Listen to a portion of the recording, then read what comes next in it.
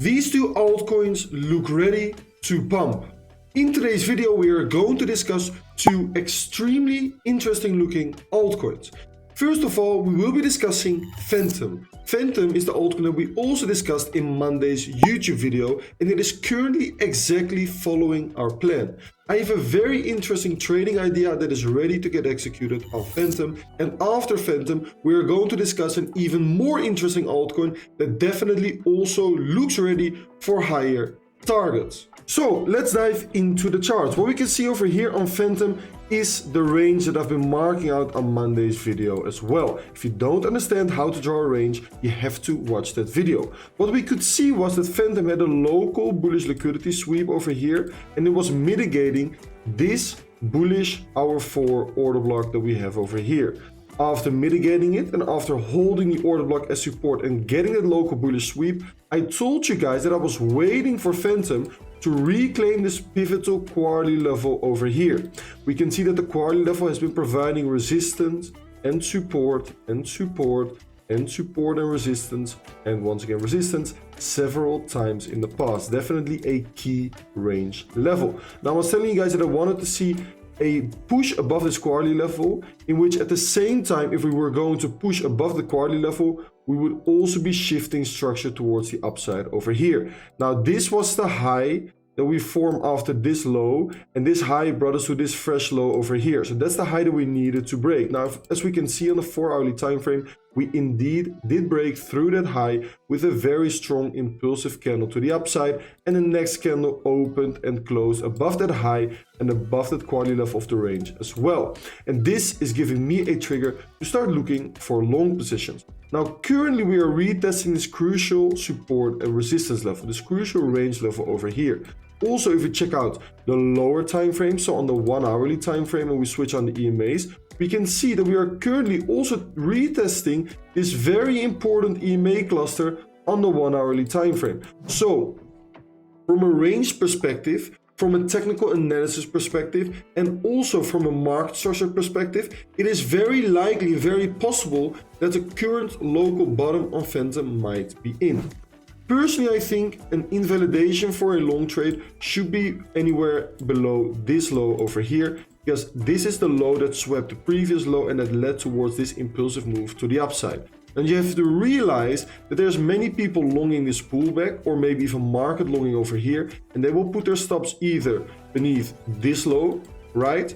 Or they might even put them beneath these equal lows over here. So these are two quite big liquidity pools for the Fantom price. So now something that you have to keep in mind, something that might be happening to the Fantom price, is that instead of bouncing straight away from this range level, I've been teaching you guys that quite often the first retest of those pivotal range levels won't be the exact retest that everyone is expecting.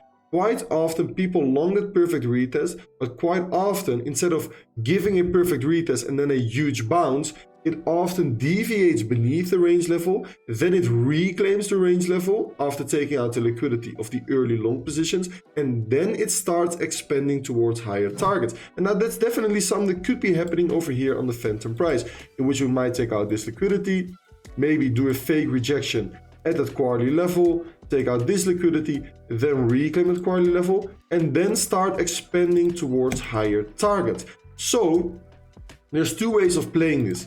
Either you can start entering a swing long over here with your stop loss beneath the invalidation that I've been telling you guys, and then expecting higher targets, and then using this liquidity pool over here, for example, for a potential second entry point, right? Now, why are we using this as a second entry point? Because this also aligns with my idea of that potential deviation that I've been drawing out over here, right? In which we're anticipating the potential deviation to happen, and by having some more limit orders down below, we are getting a better average entry price, and so also more potential profits along the way up if this idea plays out.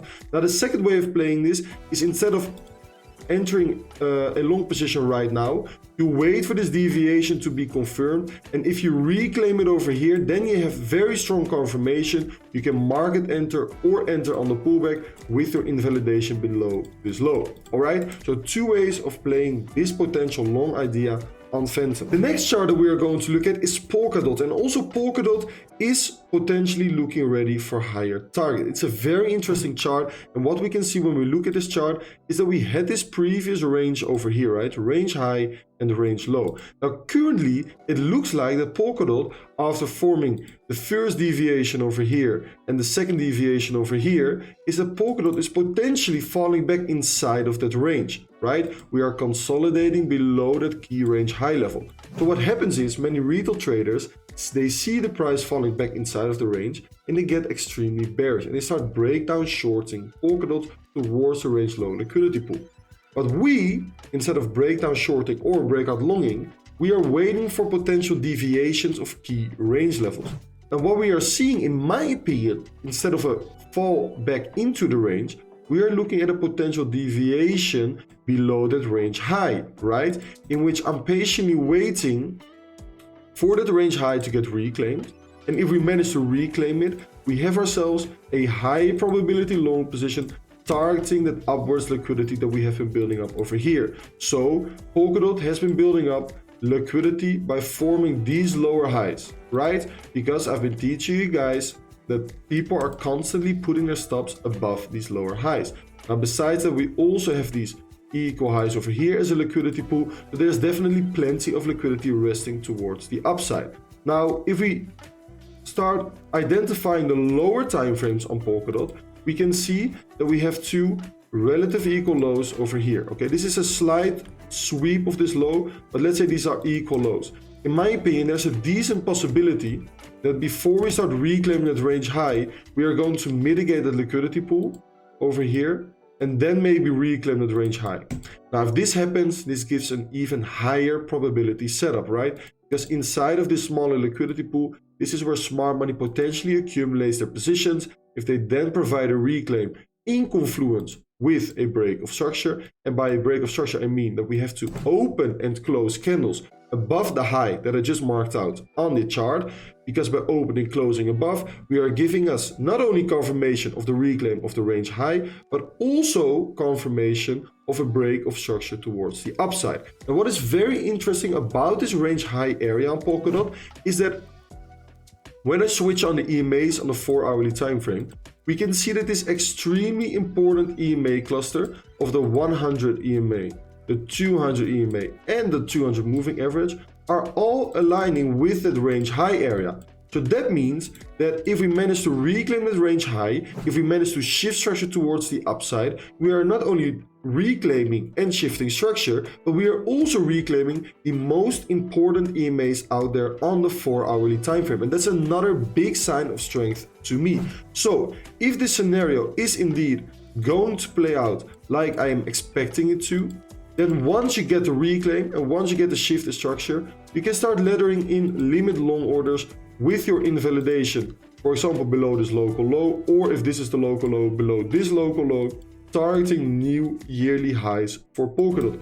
This is your first limit order, but like I always tell you guys, always use multiple limit orders, because when the price falls beneath your first order and the other orders get triggered, you get a much better average entry price, which potentially will offer massive profits along the way up. Today's video got sponsored by Prime XBT, and if you guys want to check out the Prime XBT platform, definitely make sure to check out our link in the description, and that way you can easily open up an account. They now also offer crypto futures trading, and besides crypto futures trading, they also offer trading for commodities and Forex. Definitely worth it to check it out. In my opinion, one of the most reliable and best trading platforms out there.